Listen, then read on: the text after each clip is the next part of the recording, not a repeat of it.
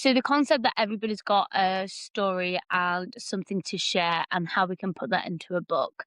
Where do you start with your clients that come to you about finally sort of publishing a book about their experience?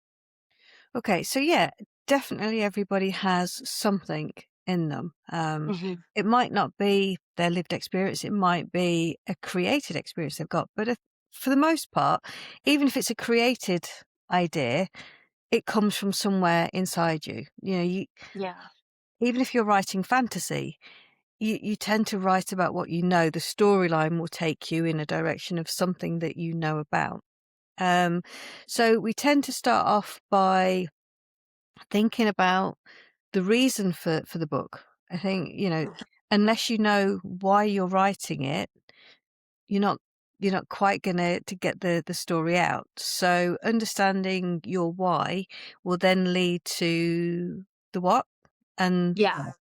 but yeah, I think it's important that everybody understands there is something in them and that they will have a book that will take them in a direction. It might not be the direction they think it's gonna be, but they will have one. Do you have any like cool success stories? And I don't necessarily mean like financially, but a way that this book has like helped that person with like their confidence, a bit of purpose. Yeah, I've got 2 or 3 of those. I have, a couple of ladies who wrote their books about their life with anorexia. One I met, she won't mind me saying her name, I met Zoe when we did a TEDx talk together, and, she was absolutely petrified. She was shaking. She didn't feel that she had anything of worth listening to. She just felt, complete imposter. Why am I here? Why would anybody want to know anything that I've got to say? When in fact, the story that she told was so powerful, and the way that she changed her life. And she talked about BMI and how she had gone to her doctors with, I think she said at the time she was drinking, or she was only eating a very small amounts, like a salad a day, and she was shaky. She was really very, very poorly. And the doctor weighed her and said, "Your BMI is in the perfect normal range. I suggest you go and have a can of Coke and pick your sugar levels up." And to her mind at that point, the voice in her head said, "You're too fat. Sorry, you're you're too fat to have an eating disorder, so you need to lose more weight." So her whole talk was about having a weight set point and BMI. So afterwards, she said to me, "I've always wanted to do a book," and I said, "Great, come on, then let's do it." And she said, "I have dyslexia, I have ADHD. I Mhm. can't write a book. There's just no way I can write a book." And I said, "Yeah, you can." And she brain dumped me hundreds of pages that she'd written, and together we put it all together. And I said to her, "What do you want from the book? What do you want the book to do?" And at the time she was working as a nursery nurse, and she said, "I would really love to be able to help other people with eating disorders. That's my passion. That's what I want to do." Um, round about 6 years ago. She's now a fully trained counsellor on eating disorders. The book got her in front of the right people who believed in what she was saying, and they helped her to get the training that she needed.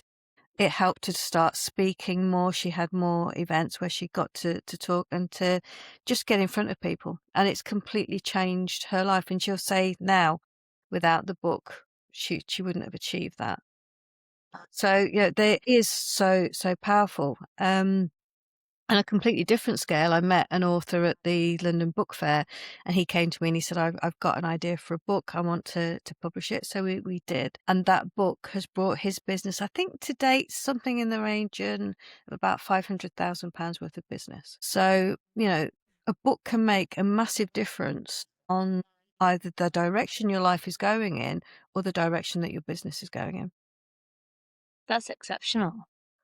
It's I love both of those stories. Yeah, it's very like meaningful either side, whether you want it for your own soul's purpose or for like genuine financial gain. Like it's just almost like ticks both boxes. yeah. It's one of the things that I love about what I do. The Yeah. thrill for me is when someone comes to me and says, "I've got an idea for a book." And then I go, "Okay, go on, tell me." That's the bit that gets me excited, and helping someone bring that book out so that it gets to the point where they, they're proud to go, "Hey, this is my book." I had another couple actually, and it was quite an interesting situation. He has complex PTSD, psychosis, and something else. I can't remember what it is. And they've been married for some time, and she, as well as his wife, was his carer. And there's a particularly dark moment in the book where he goes and tries to take his own life, and she finds him, and gets him into hospital, and they take him into a room and they talk to him, and he basically convinces them that it was just a moment of madness. He's absolutely fine.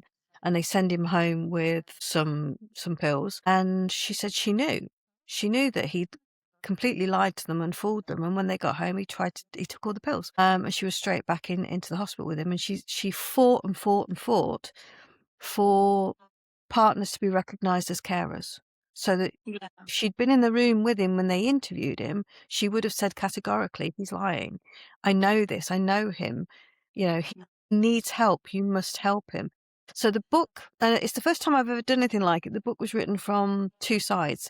So Tom would write exactly what he was thinking and what he was feeling at that moment, and from his perspective, and then Amber would write from her perspective what was happening and what she was going through. So you've got Wow. both sides going on at the same time. They're now in a position where Tom set up a running charity because it was running that managed to help him get his mental health. He's not, he'll say to you now, he still has good days and bad days, and it's never going to go, but he's got steps to control it. And so he started a running charity, and he got other people running with him, and he's done a lot of work for charity since. Amber's gone on to do more training and more work for carers as well. So again, it was a book that helped to position them as an authority on particular topics, but also to share their story, to let people know, you're not on your own. Because often if we have a situation in our lives, we get isolated and we think it's just us. We're in this bubble. We're the only people that are going through it. And I think when someone's brave enough to share their story and say, you're not on your own, and there are other people that are going through that, and these are the ways that you can help. So I think that there are so many important reasons for sharing your book, and it is very brave. It's you've got to put your head up above the parapet, and people will shoot at you. They had people say some awful things because it's very easy to be able to write things from behind your computer screen. And they had to, sort of tackle that sort of thing, but they've stood fast, and they've done that, and it's led them to do things in their lives they didn't expect to do. And interestingly, Amber's been quite poorly, and Tom's had to be her carer, and they're looking at writing the second book again Oh, that's so for a complete, beautiful. yeah. I love that. I'll have to link the books below as well because that sounds absolutely insane. Do you also help them with that process of receiving all the criticism? Yeah. Yeah, it's not a case of, we just publish. Do the publishing part and the Yeah, creative right, yeah. part? I think when you work with somebody and they are telling you their absolute soul, their everything Mm, out there, you you create a relationship. I'm really very careful about authors that I work with and the books that I put out. I think I have a few rules. One is that I have to like the book and have to feel that, there's a market for it. But equally, I have to like the author and know that I can work with them. So when you're working that closely with somebody, you create a relationship. I would say that I've got a fantastic relationship with all of my authors. I not only help them with their marketing, but I also help them with, it's very rare you get any backlash. They were unfortunate. There was a little pocket of people that were already unpleasant before the book came out, and that just yeah. escalate that. But, we dealt with it, and we will certainly step in as a publisher and say, "Yeah, that's not acceptable," but we'd also support the authors as well. Nice. I love that. I know when we spoke before, you mentioned that nearly everyone that you've spoken to has always then had that idea of, yeah, I think I would like to write a book. Um, in regards to their topics, let's say it's about their life, I think we always go straight towards our traumatic experiences. Do you think that that is almost like a perfect route to go down. You mean as in a way, a cathartic way? Kind of, yeah. I think, as I said, if you've had something happen to you, Mhm. sharing it helps other people, which in turn Yeah. helps you, but it also allows you to release some of that Mm. trauma because it's out there, you've kind of set it free almost. Yeah. And I think if you can get it from just being in here going round to out onto paper, it frees up some space in your mind. And I think everybody that I've spoken to that has written about trauma has said, "I feel so much better now it's out and No. it's done." And of course, if you're getting positive things back from it, Zoe said to me that being in a position now to be able to help other people meant that she felt so much better in herself and she'd found a purpose. Sophia, who also wrote about her journey with anorexia, and hers was completely different because she wrote it to tell people in depth what it was like having anorexia. So Zoe sort of talked through a whole journey of childhood and how it Mhm. happened and the impact on her marriage and things like that. Whereas Sophia's talking about it from the perspective of being force fed and all the other things that come from the darkest side of anorexia. Um, but she'd written it in such a light way, so you can kind of go with her on it. And she said she had people contact her afterwards just to say thank you because I had no idea, and I I thought it was just me, and I thought I was going mad. And she said knowing that she'd helped just one person was enough. That was reward enough. But several people, contacted her, and parents contacted her and saying, "Thank you. Now I understand what my child's going through." And That is so heartwarming. yeah, and you don't realise, you think you're just writing it, and the amount of people that say to me, "Well, no one's ever going to read it." You're like, Mm. "All right, we'll see." I've got an author who tonight, in fact, this afternoon at 3:45, is on BBC on a TV show. He lost his right arm in a freak motorcycle accident when he was 17, and his book's called No Arm in Trying, which I mean, it's, I like it. I like it um, a lot. but he's gone on. His book shows the depth of somebody's character. He's learnt how to do everything with one arm, and he was Mm. an engineer, and he's gone on to continue making things and fixing things. He's learnt to ride a bike again. He's flown a plane. The man's incredible. He's just got such a determination. Yeah. And, he's gone from just being a bloke in Leeds, and he's now talking around the world. He's as I say, he's on TV. You just don't know what that book's gonna do. Mhm. And I wish I could bottle the formula and say, "This is the way it's gonna go. Your book could do this." And I don't know. There's been times where I've Mm. released books and I've thought, "This is gonna be phenomenal. This book is just gonna hit everybody." And it hasn't.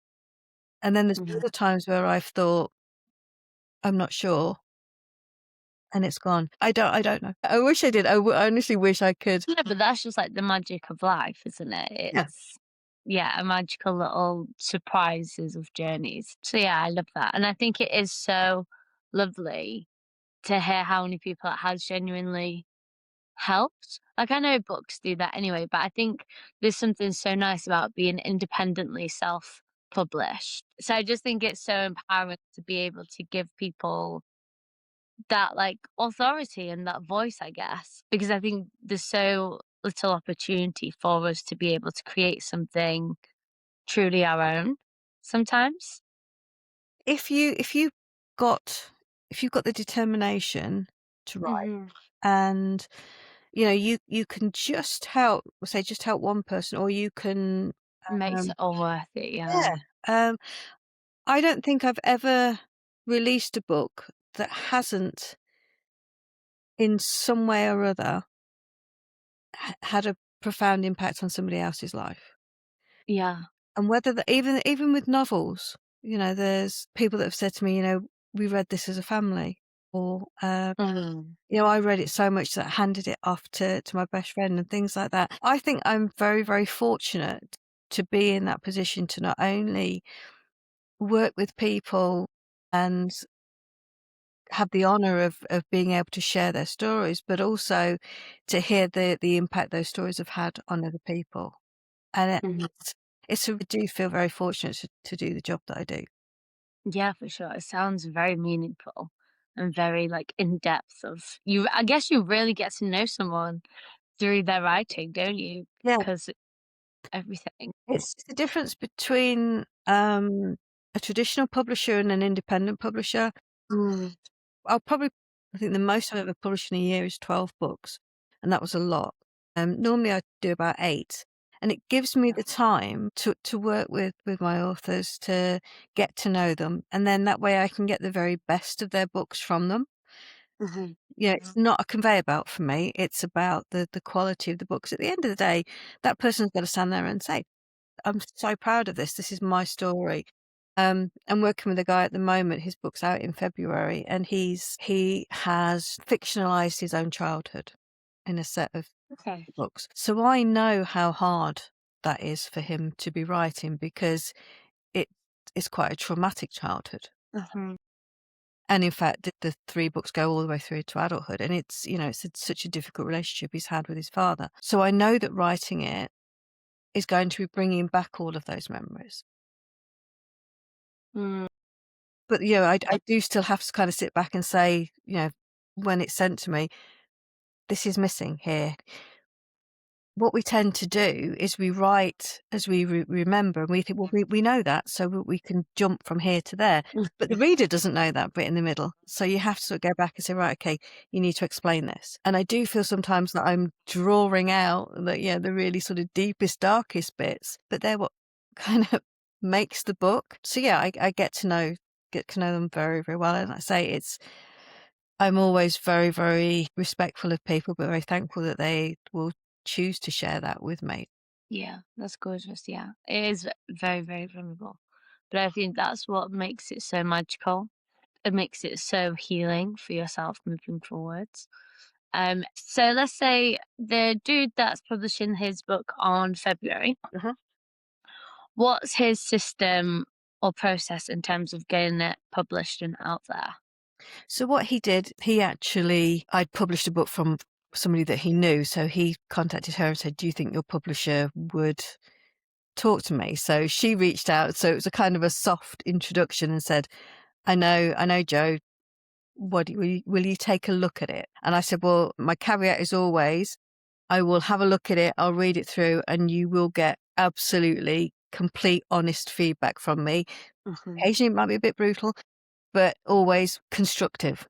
Because I know a lot of publishers, they receive manuscripts and they just get flat rejections. "No, it's not for us." And I don't think that's particularly helpful. You know, Mhm. the least I can do is go back to someone and say to them, "It's not for us, and this is why." And it might just be, "It's not a genre that I represent." Yeah, so at least they still have a guide in that direction to look for publishers that do have that genre or Yeah. do like that style of writing, you know? Yeah. Or I might say, "We could take it, but you'd need to expand on this. Mhm. This area here doesn't work." So Joe sent me through, and I read it, and he'd written it in such a way, it was such an easy read, but I was left with like a full page of questions. So I then sort of went back and went, "Okay, I think it's something we can work with, but you need to answer all these questions because there's so many gaps." So he went away and did that, and then I gave it to my beta reader, who is brilliant, and she did the same thing, and then sent him back he sent us a printed manuscript, and she'd sort of scribbled all through it and made notes all the way through and sent that back. And I always think that's a lovely way to kind of get it back, because then you can see in sort of real time that someone's taken the Mhm. time to go through it. Once he'd done that, it's then handed over to me, and I do my magic and turn it into a book and get it out there. No. So it's not a terribly long. So we started Joe's book in, I want to say, July, and it's going out in February. So it's not been a massive sort of time scale. If I was working with somebody who hadn't written it, and needed the sort of coaching, then I would say you're looking at 12 to 18 months to get it from idea to being published. Yeah. Probably 18 months is closer because you've got around about 6 months for the whole um, preparation of the book, for printing and proofs and everything else. Anyone that says you can write a book in 30 days, walk away, because you can, but it won't be A the good best book. book that you can write. Yeah. There's a lot of that out there at the moment. There's a lot of push to use AI for it. Please don't. Yeah. Writing in your own voice is the best that you could do. Because say you want to write a book and you want it to help you become a speaker or to help with your business or just to kind of get you known. If you use AI to write it, when people read that and then they meet you, the two don't match. You want them to have Mm. read your book and then meet you and that book to sound like you. So, Mm. yeah, I've got a really good example. There's a guy that I met who I met at a networking event, and he was one of the funniest people I've ever met. He was just brilliant. He'd actually done stand-up for a living. He'd been in the theatre. So when he sent me his book, I was really excited. Couldn't wait for it to come. And then I read it, and I I don't know who's written this. There was no humour in it, though it wasn't him. So I went back and I said, "I'm sorry, but what is this? It's not you." And he said, "Funny enough," he said, "My wife said the same thing." I won't use the word that I actually used, but it was a bit more blunt than that. And he said, "Yeah, my wife said the same thing." And I said, "Well, she's right. Go away and write it like you." He said, "Well, I thought I needed to sound like all the other business Mm. advisors out there." I said, "No, you need to sound like you. You're funny. Be funny." Um, and the book, when he sent it me back, written in his own voice, it was just so much better. So much Yeah. better. So, if you take nothing else from this, if you are going to write a book, write it in your own voice. If you swear lots, swear in your book. If you're Yeah. funny, be funny. If you're not funny, don't be funny. Just make it sound like you, and it's okay. That's And I think that goes far beyond writing a book as well. Because I think we think that we have to, like, perform. I know, like, even sometimes with my own, like, videos and stuff that I've done, I've been, like, cutting out the bits so I'm being a bit silly and funny, yeah. because I think that that's not valuable or educational or professional. Um, so I really like that you said that, to just be yourself a bit more. They use the word authentic so much, and it's such a buzzword, Yeah. and it kind of makes me sigh a lot. Because, like, do you wanna be see my daft self? Do you wanna see my serious self? Like, I don't know what. I just be you. If you are daft, be daft, because that's what Yeah. makes you different to everybody else. Yeah, Uh-huh. I am straightforward, straight talking, Mhm. quite sarcastic. So when I write something or when I talk to people or I give feedback, I am straightforward and I'm a bit sarcastic because that's who I am. If I try and be somebody else, then it's really not me. And Yeah. that's so no matter what you do, whether you are putting content on social media, um, we people say M dashes is the way to tell AI.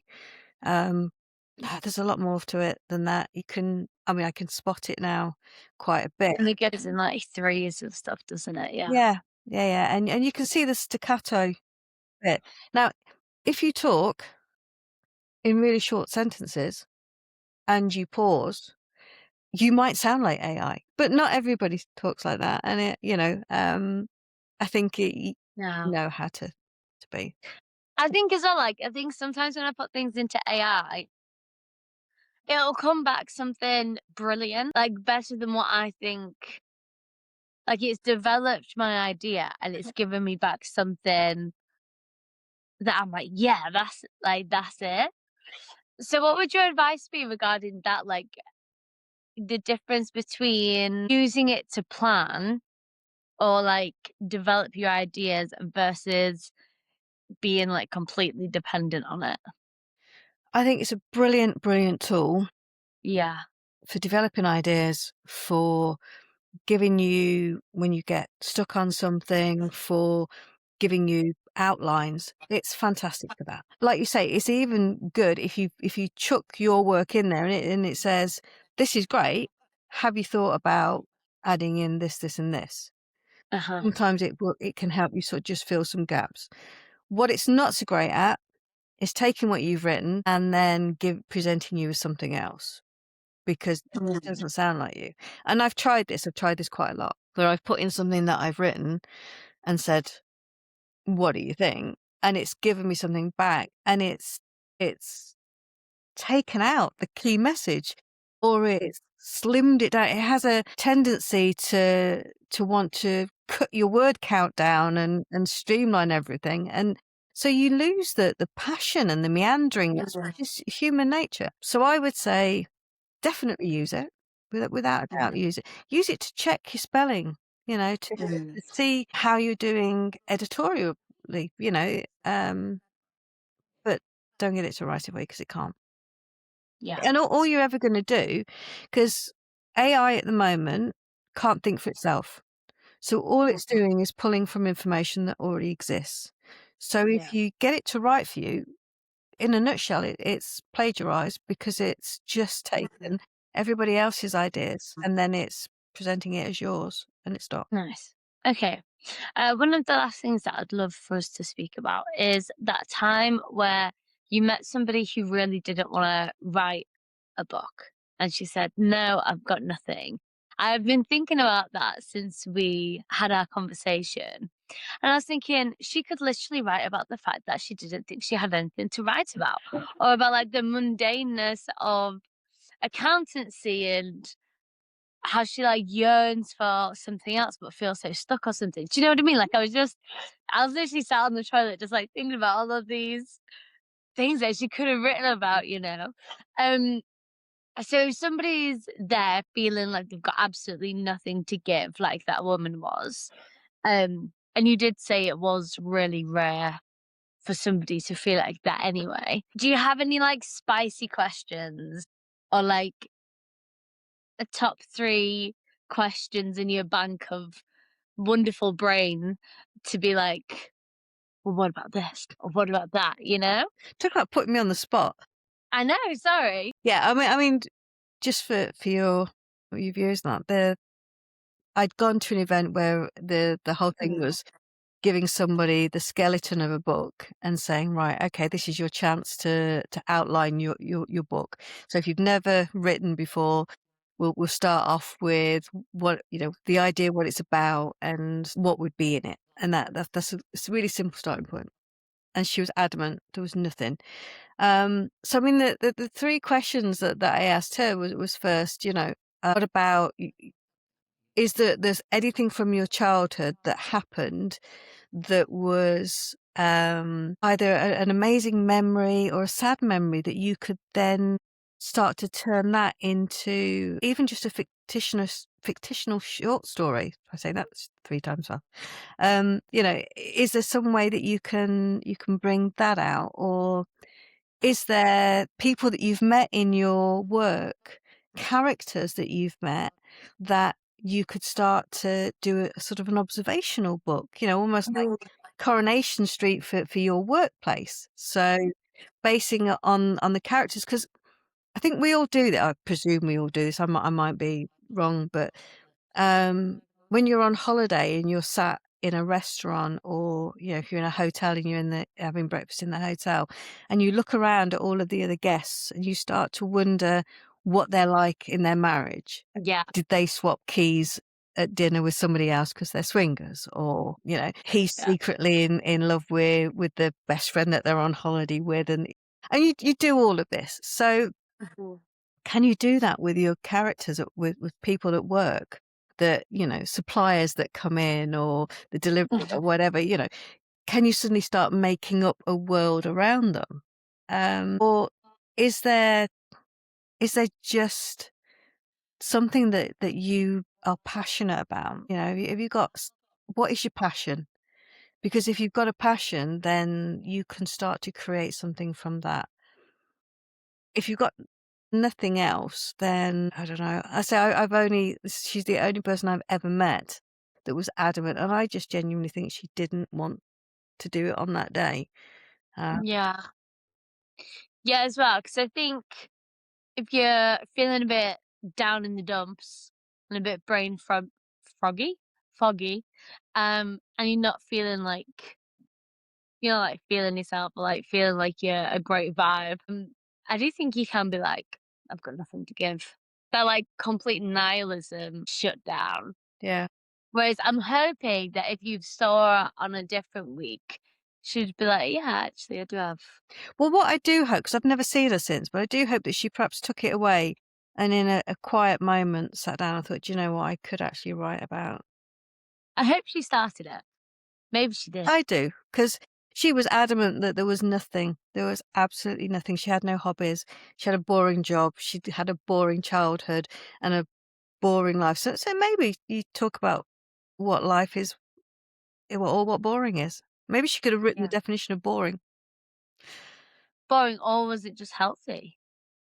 Yeah, another person. Was it just, like, super healthy, like her, you know, perception of, I don't know, just, like, being super healthy? Really, she was surrounded by drama, by everybody in her life had drama, and because she didn't, she thought she was boring. I Yeah, mean, there's a story there, isn't there? 100%. You could put yourself as the central focus where nothing happens to you. You have a lovely, calm, wonderful life, but drama happens everywhere. And you start to Yeah. think, am I the exception? Am I normal? Yeah. But I think you've got to you've got to have that little creative spark that can do that. Mm. That can go, I want to make something out of nothing. Yeah, definitely. I mean, I That's the thing, that's the beauty, I love that phrase, making something out of I nothing. can't draw, and the amount of people that say to me, "Everybody can draw. Everybody can draw." Yeah. And I will say, "I can draw. I can draw with words. You put a pencil in my hand and I make Picasso look like Rembrandt," I mean, I've got no way of doing perspective. I just can't do it. It's Uh-huh. the chart. So maybe me saying everyone's got a book in them is somebody will look at it and think, "Well, you just said you can't draw, I can't write." Yeah. And when we're going, do you know? Because obviously you had, like, your Yeah. skeleton Skeleton. and, like, different other things that I'm sure you've got when somebody comes on board with you. Do you have anything specific for your people with ADHD and dyslexia? I don't have specific tools, no, but what I Mhm. will say is we can edit and we can make right anything that's written. So Mm. it doesn't matter how people say to me, "I can't write because I'm dyslexic," or I'm no good at grammar, or I'm no good at English." Just write, because those Yeah. things can be created. ADHD is slightly different because that's a matter of sort of concentration and staying focused. With people that have ADHD, I've always said it's about setting a routine. Mhm. If you were gonna go to the gym, you would go and put your trainers on, you'd go and put your sweatpants or whatever on, and then you'd get in the car and you'd drive to the gym. The act of putting your trainers on, putting that specific clothes on and driving to the gym, your brain says, "I am going to the gym, I am going to work out." So you get into the most by the time you walk into the gym, you're in workout mode. Yeah. You need to do the same with writing. So whether that is sitting down at the same place at the same time with the same drink, Mm. with no distractions around you, and setting a timer and saying, "I'm setting a timer for half an hour, and for that Mhm. half an hour, that's my writing time." And over a period of time, the minute you get into the, "Right, I'm sat down here with my drink," your brain goes, "Okay, now I'm in writing mode." Mm. And it doesn't matter what you write in that 30 minutes. You might only write a couple of words, but you've sat down and you've written. And I think if you can do that consistently, even with ADHD, your brain will start to get into that pattern of, this is what I'm going to do. Say Zoe had ADHD, and her method of doing it was just to send me a whole raft of different Everything. paragraphs and they didn't necessarily connect together either. So I would have to work it out. And I remember at one point having pages and pages around me, that I had to do like a jigsaw puzzle. Yeah. But she'd just written what was in her head at the time. And I think that's a good point, is people think when they're gonna write a book, they have to start at the beginning and work all their way through it, and you don't. You know, you can start at the point where you are most excited. If you're I love that as well. Yeah, I love that. because, there might be something in your head that wakes you up all the time. I've said very often with like a novel or a book idea, an idea will keep waking you up. And it's like a voice screaming in your head, get me out, write it down.